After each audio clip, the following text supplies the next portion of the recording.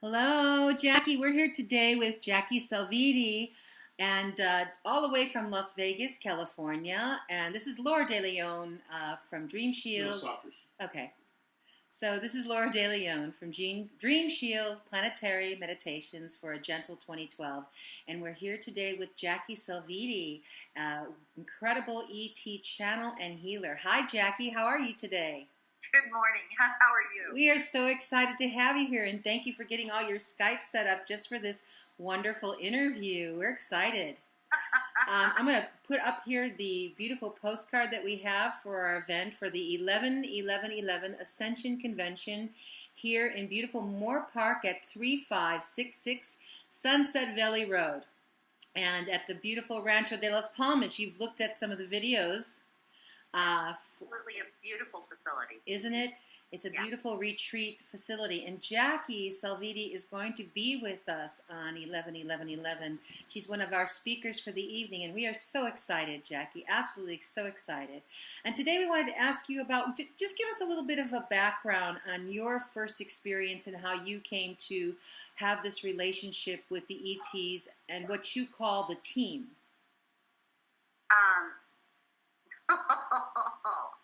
Well, boy, this is a tough one. Actually, I've been prepared all of my life from the time I was a little girl.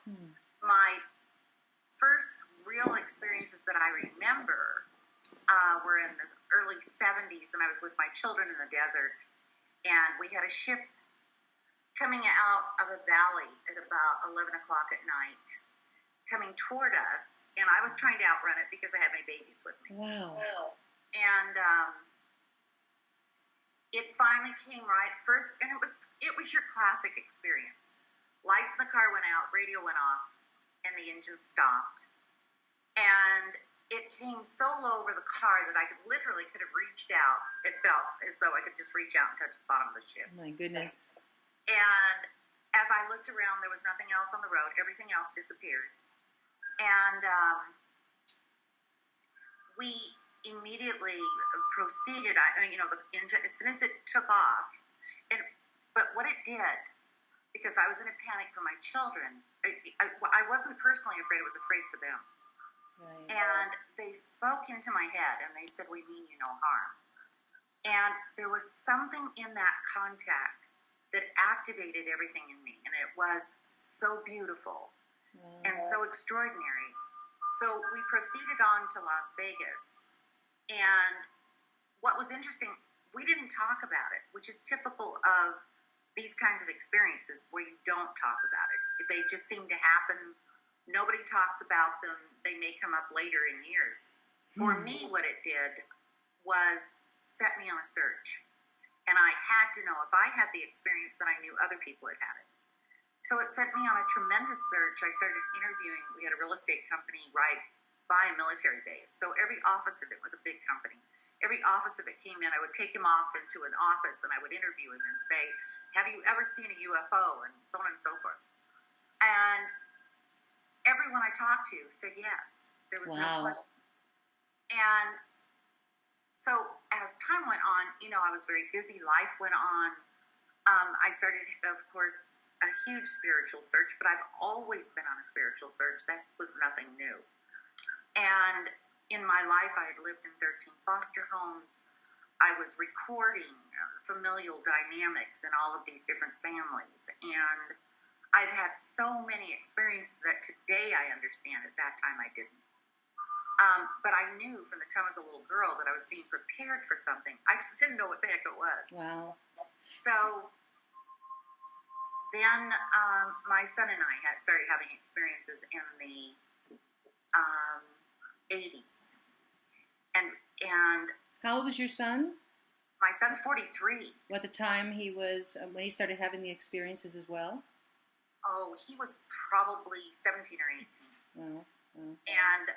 And he could actually call in ships. I had gotten him a set of crystals, and I knew that these were very important crystals. And one of them, there were two that I found, and the man that had a crystal place in Arkansas, he actually had a place where you dig them up. I told him, I said, "Dave, there's a third crystal. When it comes, you'll know it." And when you do, call me. And he called me a couple months later, and he said, Jackie got your crystal. And I said, okay. So we went over to his home, and he said, I got to tell you this story. He said, I was out on the property. It was dusk. He said, a ship comes in, lands, and then takes off. And I walk over there with my flashlight, and there's this crystal sitting there. And I knew. Oh, my goodness. So, so we've had so many extraordinary experiences. You know, I know you've had so many of them. And my question, I was thinking earlier today, what is your most profound experience that you've had? Your maybe direct contact with an ET. Oh my God. I can't say that any one is the pivotal one. The funniest one is when I went to see Adrienne DeVere. I mean, they've appeared to me. I've always seen them. It became normal. I was always surprised that people didn't see them. Uh-huh. But the funniest one was when I went to see. They literally woke me up at 4 a.m.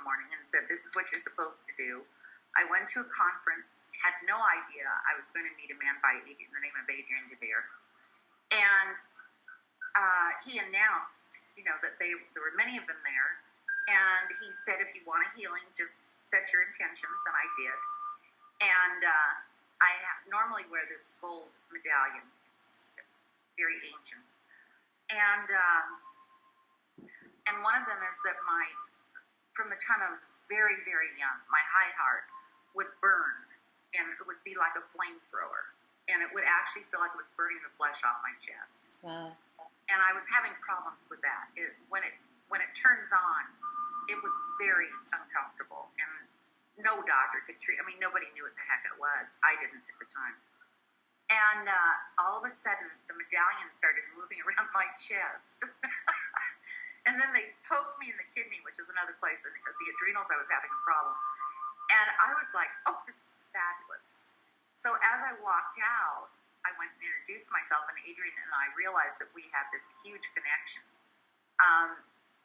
And on the way to the room, I got to the door of the room, and this ET walks right by me and walks right through the door. And she was feminine. There was no question in my mind.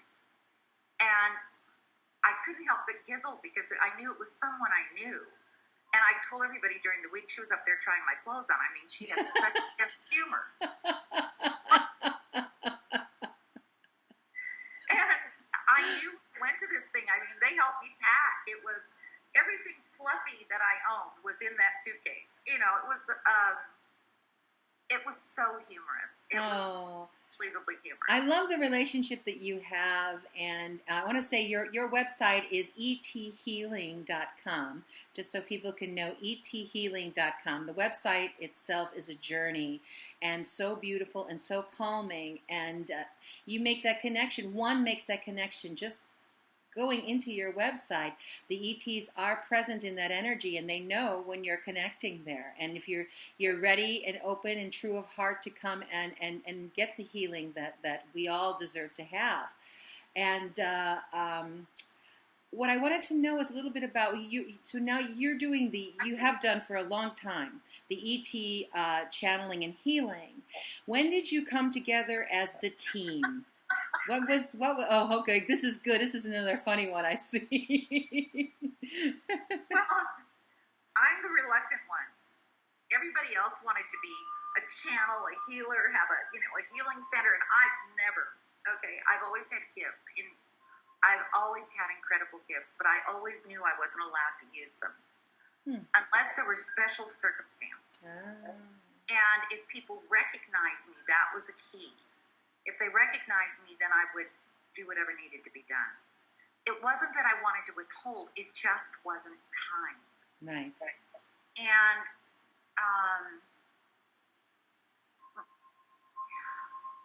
while I was at the conference, and I sometimes there's so much that's happened, I forget about it. But I'll just say this, that night I had this experience where they took me before a council. Lots of people have had these, but they explained my whole life, and they said we had to hold you back until certain events happened on the planet. And I'm not trying to self-aggrandize, because that's not the way I function. One was 9/11, which shocked the consciousness of man. Two, which could have been a nuclear event, by the way. Two was the Da Vinci Code, which shifted the whole dynamic around the divine feminine. And they said, had I come out any earlier, I would have had people attack me and I would have lost heart and not gone forward. So I was overwhelmed with this experience. I woke up crying. And they showed me the first time I'd actually been taken aboard ship. I was a very little girl. And I remembered the experience, but not the rest of it. And I ran downstairs to find Adrian and told him about it. And he grabbed his chest and he said, I had exactly the same thing happen. Wow. Adrian has now crossed over. But, I've had show up in my car when this all began, when I didn't know I was going to do this work. I was on my way to Las Vegas. I lived in California. And I was going to share Adrian's video from this conference. I was so excited. And, I had no idea that it would have anything to do with me. And I looked in the rearview mirror, and there was this being in the backseat of my car. And he was really old and really ancient. And we're communicating telepathically. And he's giving me all this information. And I finally said to him, I can't do this. I'm doing 75 miles an hour through the mountains. And with that, he laughed. What did he look like? An ancient one. He looked very ancient. Like a human ancient being, or? Very much. He looked much more human than non-human. Right. He explained himself as the titular head of this program out of Andromeda. And he went on to say many other things that some of them I would share, some of them I wouldn't. But he's appeared to other people, and I have a little girl that opened when I did. So they would go back and forth to her if they couldn't get my attention. It was really interesting. But they picked out the home I was to live in. They were already building the clinic. The female ET that walked through the door, when I walked through the door of this house in Las Vegas, she was up in another dimension building the clinic with other beings, and she just turned around, looked over her shoulder, because she's very much a smart ass, and said, well, took you long enough. Now, is she looking human as well, this being? She's humanoid. She is not really, she doesn't have hair, very tall, very thin, very buxomy, and a smart aleck. Do you have does she have a name? Europa. Europa? Europa. It's very funny. Very funny. Well, I can imagine with your personality, though, Jackie, that really you could only draw really funny people beings who are just really, have that sparkle and who enjoy that play. I will just say this, that the beings originally that worked with me directly, and when I would do sessions, it was like an elevator opening up, and beings would come. They'd be everywhere. It was overwhelming. It was actually too much for me energetically. But Warren, who's the head of my medical team, is very, and people have read many books by Warren, channeled, Opening the Channel, and many other pieces of wonderful work that Warren has done. So Warren is much more than, again, we're dealing with multidimensionality. We're dealing with a being here in all of its other selves. So there's so much more. The team now is so big. The angelic realm, the fairy realm, the divas, the earth spirits, the elementals, the archangels, everybody has come in because it worked better than we thought. And the real goal is to empower everyone. It's absolutely more than anything else. And to help all the star beings on the planet release their lineage, release what's holding them back, what we call the familial chain of pain. This is what has held us back from being able to move forward. It's like taking the chains off of everyone and saying, you're free now. This is the time you're here to make a difference on the planet. Hallelujah. Yes. And so when I'm working with you and the team as well, and I have to say, I am so grateful for this, and for you, and for the team, and for this experience. And what I have been learning in the last years is people talk a lot about damaged DNA. And what is it that you what do you feel about that term, damaged DNA? And that's right now the team is here to help us to. Okay, again, the inference. Okay, we carry the DNA of many different races. Okay, have other races, because we carry that DNA, they've come and gone. They have made adjustments, done things. As a group at this point, they're very concerned about rectifying that. And what I have found in my work and the beings that have come in, and as I tell people, the creator gods are in now. And this experience for me is beyond anything I could have imagined. Because I'm used to phenomena. But this is phenomena squared. So as we get towards this 2012 and the 11/11/11 in 2012, are you saying there's more and more and more beings coming forward and portals opening? And a year ago, October the 10th, we opened Stargate. I really felt that was my life's work, that I was complete. It wasn't true. But it allowed many other things to happen. And there were a wonderful group of beings that have worked with me for a long time. They're very powerful. It was a group effort. It blew me out for almost a year. Wow. And, but I will say this. Yes, what we're doing here now is changing this sector of the universe, in fact, the entire universe, because as we heal and integrate here, because we carry the DNA of all these other races, that goes out exponentially into the universe. And so their focus is on us because we've always thought they were here to save us. The truth is we are helping them. Beautiful. And as God and Goddess integrate in and pulling in all these races, and we're integrating our subconscious, unconscious, higher self, etc. Everything is integrating in, but that process had to start somewhere. As a race, we've gone further into the dark than any race has ever gone. And we've come of our own volition into the light. So the human race is honored. They know we're behind schedule, and I can tell you right now, as these other beings have come in, they're not happy with the way things have gone. They are wanting to accelerate everything.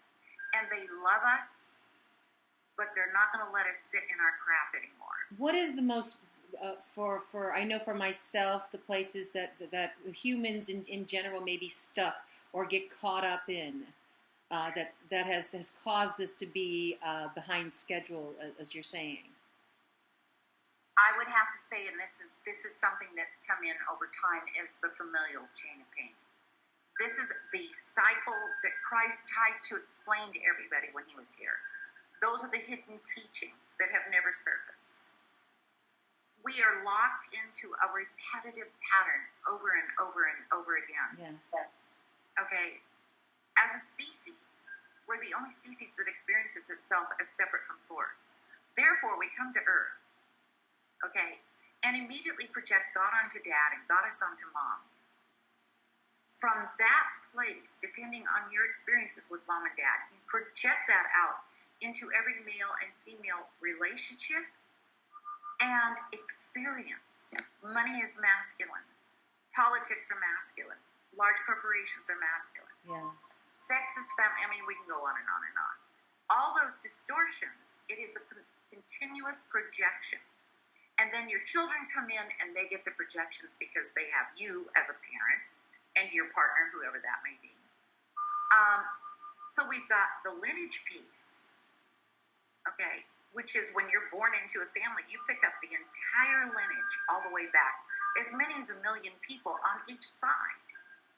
So you're hearing very complex dynamics and matrices that have to be released in order for you to move forward. So we get lost in the projection and the pain of the ancestry. And so with my working with the ETs, the team, and you and the team, we're going through each chakra and we're healing the ancestry in that way. And I know I have done deep work for a very long time with an awareness that there is a lineage here. But there was only so much that I could do. I was focused in the incorrect place to do this. And somehow I don't know, but the ETs are able, because they see more clearly. They understand much more.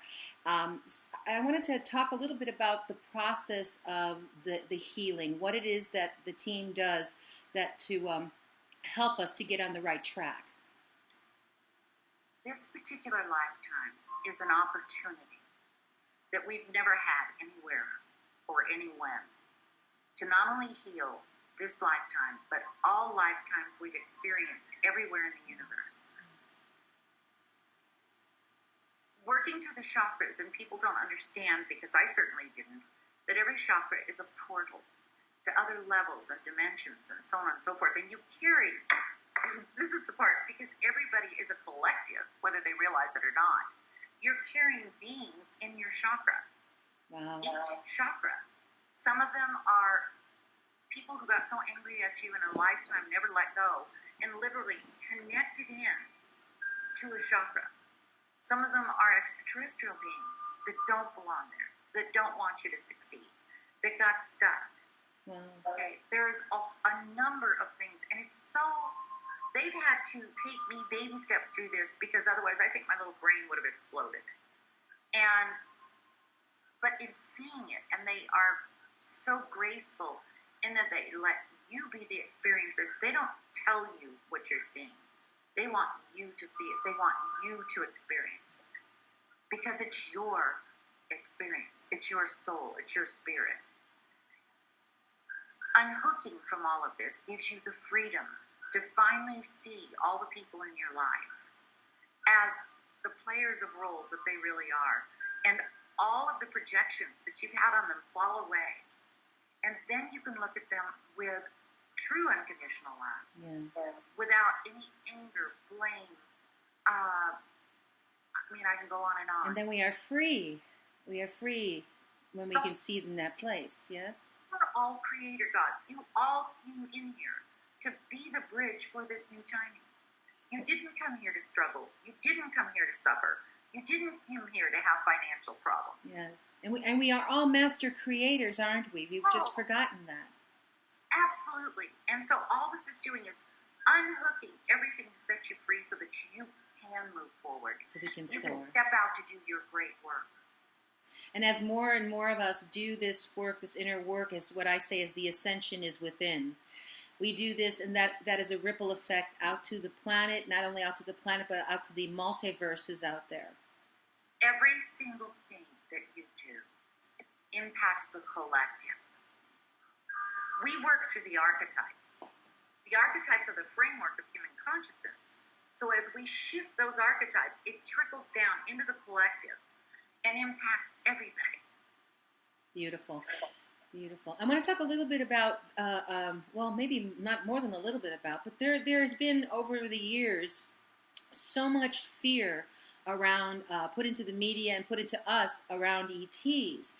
The more that I become conscious of the ETs, the Ascended Masters, that the more I see on television, I go, oh my goodness, every time somebody says, I have this experience and I've seen this and this, the next thing you see is somebody trying to disprove that experience. And then I realized all of my life growing up, that is what has happened. Every time somebody reports on this, then they make you feel in the next moment, oh, well, these fools, this was this, and they didn't see that, it was this. And so there is fear around this, and getting the privilege of working with you and the team and opening up my consciousness into this place. It wasn't that I wasn't, I wasn't into particularly one way or the other. It just wasn't in my field of UFOs or looking through ETs. For me, it was the Ascended Masters. But now I see this coming to, this is all one. It's coming together. It is all about spirit and the lifting, evolving of consciousness.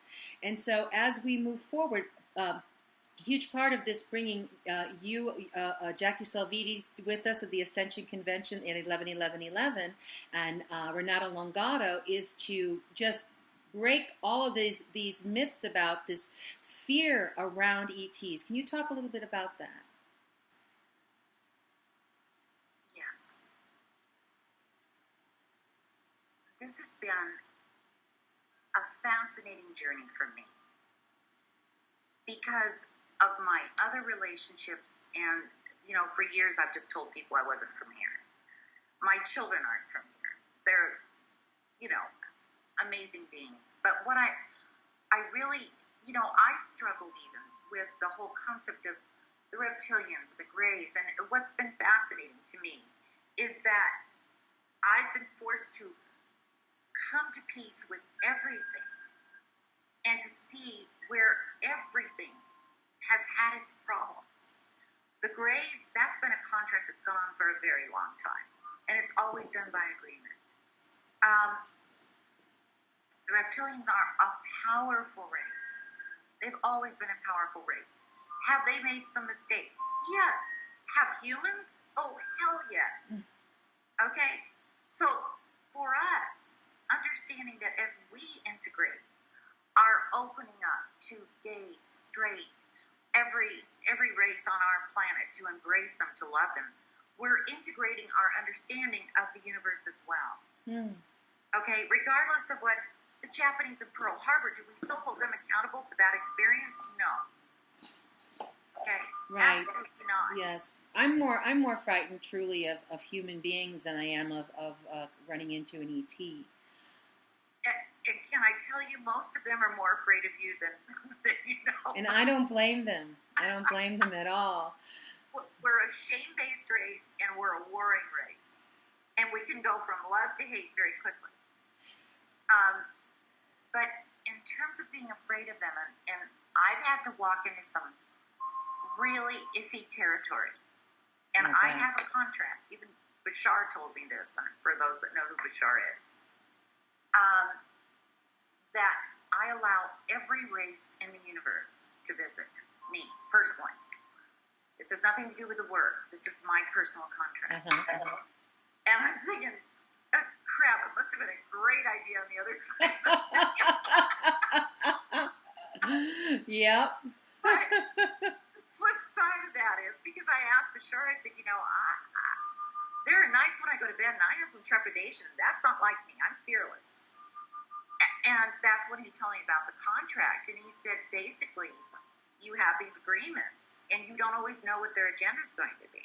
And it made so much sense to me, because coming into the planet, okay, and I have such a scientific mind, for me to say, hey, guys, I'm sure I was in some, universal bar, okay. Had a few drinks, was feeling happy and open, yeah. Okay. And said, hey, guys, I'm going to Earth. And I want to visit, no problem. That's fun. But they're learning through us. They are observing through us. I have been approached. It's been very interesting, and that only comes with a person that carries those energies. But there was one person that I entertained, who I don't want to go into, and I certainly don't want to point fingers, but what was really fascinating about the experience is that I had this group that came to me and that said, look, if you will represent us, you can control the world. And I'm like, great, I'm Jesus in the desert. Okay. Wow, that's an offer. And I said, my work is with the emotional body and freeing people. I can't do anything else. But thank you. Wow. That's really interesting. So it's like, it's almost Lord of the Rings, getting one of the rings and saying, with this ring you can control all the realms. And Jackie says, I'm here to heal. That's true, I am. That's beautiful, Jackie. Thank you for sharing that. That's really beautiful. And I just want to say, when we open the Stargate, so that you can, in terms of fear with races, When I put together an intensive, which I don't know when I'll do another one, but these have been very, very big, especially the opening of Stargate. We had to go to specific races for permission. Before we went before the Federation of Worlds and all the associations and councils, and I mean, it was an experience that only those that were there really understand it. At some point, I'll have it put together and put on my website. I'm not allowed to yet. Wow. And just before the intensive, and they do it through music with me, and they said, you're to go to the Draconians.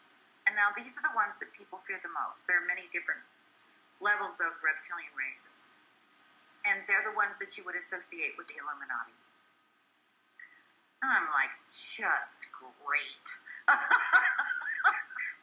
However, wow, we had to face our shadow, integrate our shadow, and face them with love.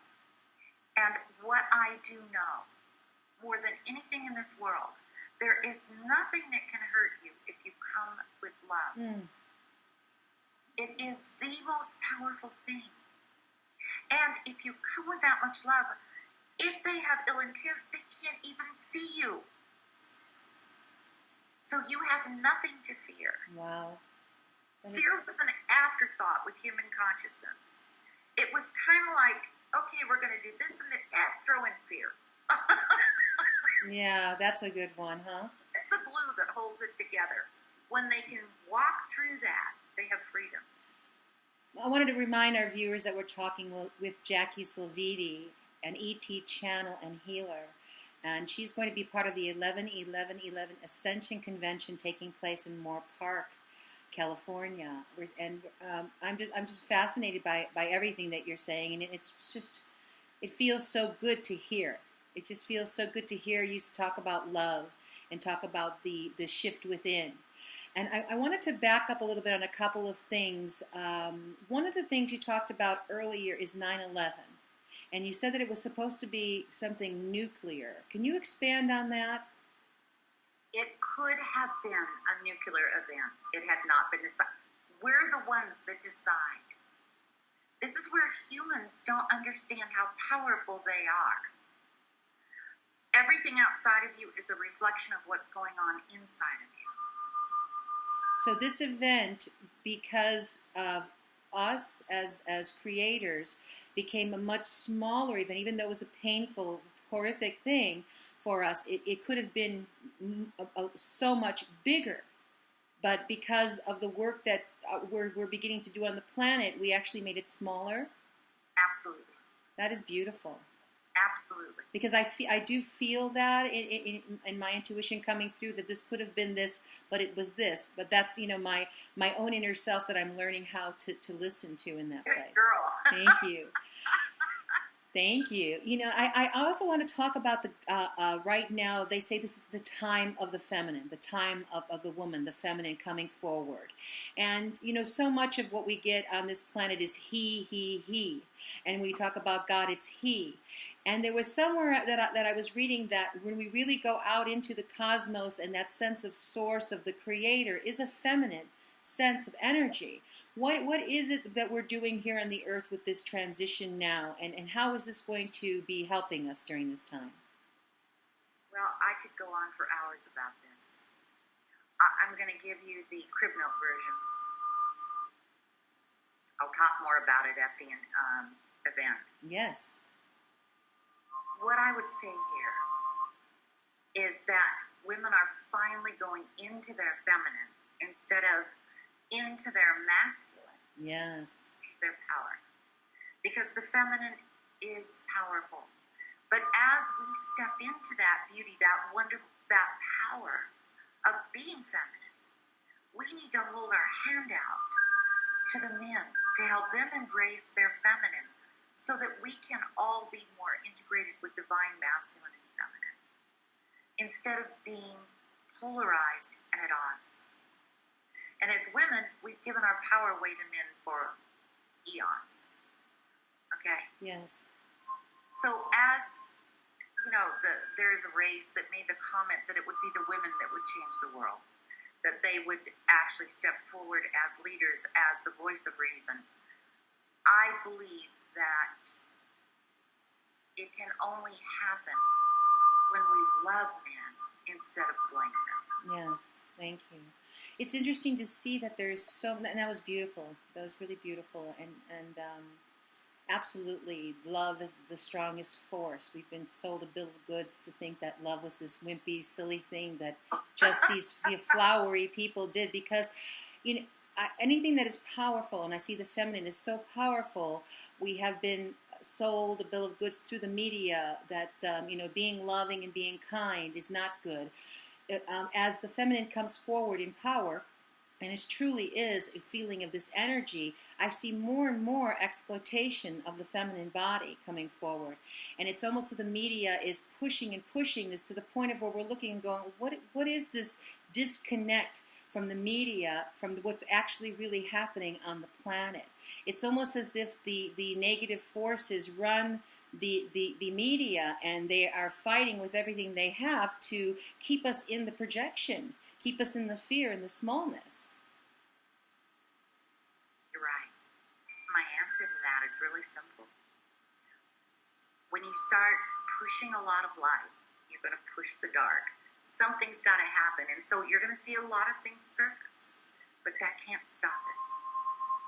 Every time you see, and in my travels, I've been fascinated by places I've gone and women that have come up to me, and I know you would understand this, Laura, because you have this quality as well, wanted to do their hair like mine or be like me or what, and I had no idea, but they saw something about embracing their powerful feminine.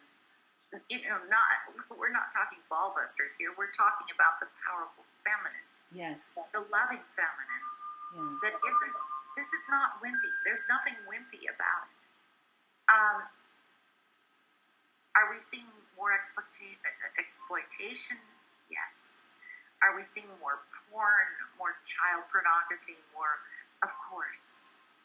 It has to happen. It's going to happen as we push forward, push those boundaries. But we have to stay on focus. Stay on focus, stay in heart. And in the feminine power is very different than the masculine, in that it is an opening, it is a receiving, and there is a stillness there that I'm discovering. It's not a go forward and boom, let's do it, let's get it done. It's more of this allowing the receiving. And as I see some of the work that we're doing in this receiving is that I feel that the feminine forgot how to receive, because we had been put in this role on this planet of servitude. And as I am waking up, I'm seeing one of the missing elements is that I haven't been receiving the love around me. And that is an energy exchange that's been stopped up for a while.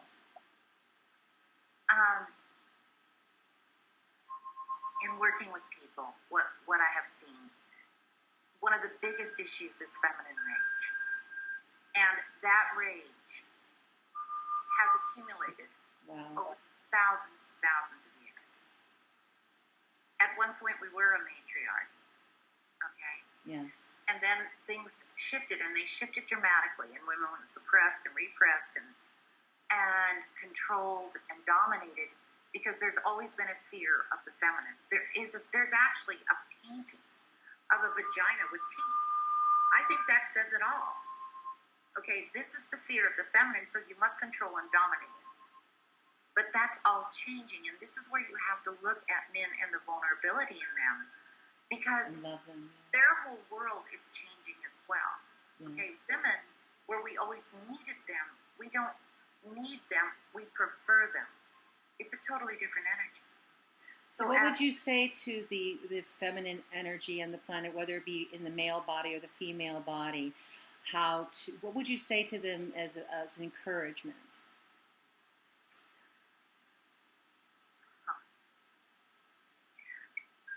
The first thing is the encouragement would be heal the rage. However you can find to do that. We work with that all the time. I'm very sensitive to feminine rage. So, even if I'm on the phone with people, I did an interview with a group of about 100 people, and my second chakra went. I actually had to step offline for a while in order to kind of regroup because of all the feminine rage that was on, which I thought was very interesting. The encouragement is this: we need to embrace our divine masculine, not just our divine feminine. The goal is integration. We're continuing to integrate. As we integrate, all these races everywhere can integrate. Wars will stop, not only on our planet, but everywhere. Everywhere. And the best way to face, for myself, I have been coming up against that place within me when I think, oh, I've dealt with all of these issues and these things, and I've walked through them, me, and then I in the last week or so, I've been getting a few people, mostly experienced beautiful love, but there's been some that have come forward at a tender time in my life the last week after someone passing from my family. And I found people coming forward and attacking me even when I was saying I am in a tender place. And it was very surprising and shocking to me. And then I came and the feminine rage started coming up through me, and I had an evening where I just went and let it rip, and I went, oh my goodness, this is what they were trying to tell me. They were reflecting back what was inside of me, and I thought I wasn't allowing out for all kinds of reasons. I understand we're not victims. I understand the larger place of spirituality, and we all made these contracts, so how could I be angry? And I did all this stuff psychologically, this and da-da-da-da-da, and it just wanted its voice. And so I said, okay, I would say that if there's a lot of angry people around one, that they should take a look at their anger that's being held down. And for me, it's like, okay, right? I want to express it without hurting myself, without hurting the people around me. Again, acknowledging that you have it, recognizing that you create everything. There are no exceptions. There are no parentheses in that statement, except this. Doesn't exist. Taking that responsibility, knowing that everything is a signpost, allows you to honor the unexpressed emotions, the unexpressed rage, the unexpressed whatever. When it's working, your life is beautiful. And if there are signs that things aren't working, take the time to sit down and look at your beliefs. Look at your attitudes, choices, decisions, thoughts, feelings, and expectations. What's in that group of tools that's off around us? And yes, also, when you reflect back to people, wow, okay, there are a lot of people that want to be angry. They want to hold on to that. So you have to be able to hold that energy very strongly. Not only in the feminine, but also in the masculine. Because it takes great power, okay, to be fully embodied and integrated to do that. Then, no matter, and have strong boundaries. No matter who comes at you, okay, when it shows up, you can look at it, even thank them. Exactly. That's what I did. I said, thank you for showing me this. Now I understand why I was attracting this. And I can now look at this within me and say, okay, what is it that I'm not saying that I need to say, that I've been holding myself back from, not in a way of rage, but just in a way of being in center. And my mission of walking on this planet. We all have our individual things that we're here to do. Yeah, so I'm there looking at me and saying, okay, I have this rage, I'm going to go work out a little more, I might go ride my bike a little more, but also take responsibility and say, okay, I've been holding this in a specific way within me. There was an anger against the male energy, and I need to really look at that and let it go. Let it go and come into love. Right, it's feminine rage, and it's like a harpstring. It triggers. When something like that happens, it triggers not only the rage you've had in this lifetime, but all lifetimes. This is a culminating lifetime. We came in with themes. Wow, I like that. Yeah. Themes that we came to work on. A culminating lifetime. I really like that. Thank you. Okay, and we came in with themes. And these themes, and the if I had to tell you, there are so many people that I work with, that one of the things was to heal the rage and the masculine. Wow. Wow. At God. Right. Because we've turned the masculine rage into the rage of the masculine God as we saw it. It's just the opposite. Our rage, okay, much of it came because in the name of God, we were tortured, killed, subjugated, etc., etc. That's really integrated in for women. Okay? Wow. Very integrated for women. Wow. And doctors. I mean, I can go on and on with this one, but again, it's a whole other subject. Thank you for touching on it, though, for now. I do appreciate it. Again, we're talking with Jackie Salvitti, all the way from Las Vegas, who's going to be a star in our Evening of Stars for the 11/11/11 Ascension Convention in Moore Park. And Dream Shield Planetary Meditations is the group that is putting this on. My partner Ken Sheets and I, and many, many angels. And I wanted to talk about the 11/11/11 date and the energy we're coming towards during that time, because this has been created for this sacred moment of just creating a space where people feel safe and respected and loved, so they may open their hearts to the energy coming through. Talk to us a little bit about what you and the team feel for that time.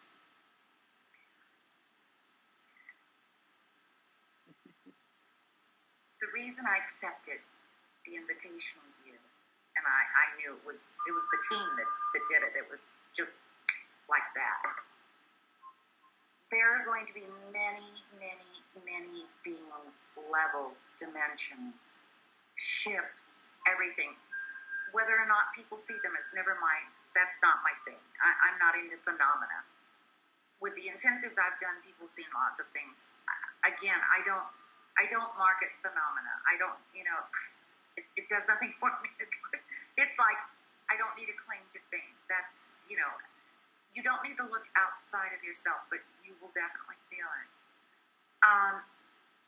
This is a gateway, a portal, a huge opening, cosmic opening, that this is the next step. This is the final big step before 12/12. Now, or 2012.